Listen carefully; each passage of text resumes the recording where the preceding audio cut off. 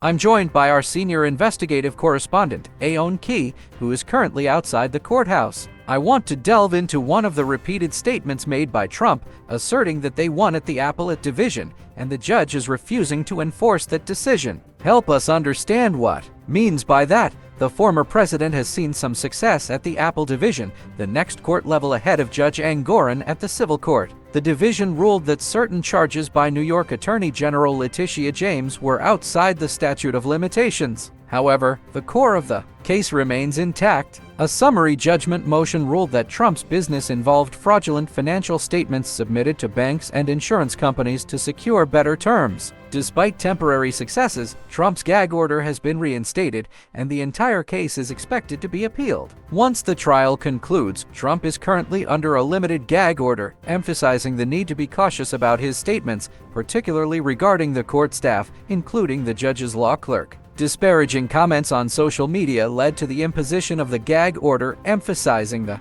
importance of maintaining decorum and avoiding threats against the court staff.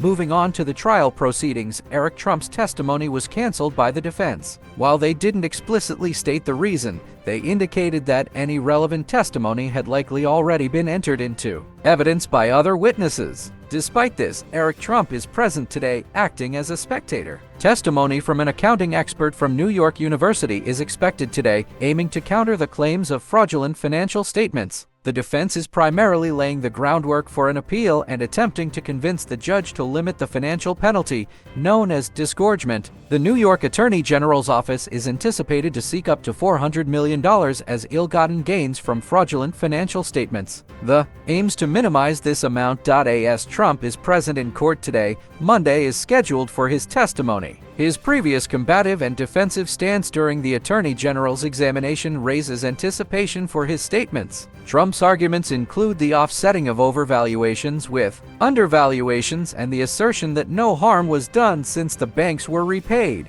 However, the judge has rejected these defenses, emphasizing the focus on the fraudulent nature of the financial statements. Trump's testimony on Monday is expected to be crucial as his business acumen and livelihood are at stake in this trial. For more videos, show highlights, and live event coverage, subscribe to our channel, and thanks for watching.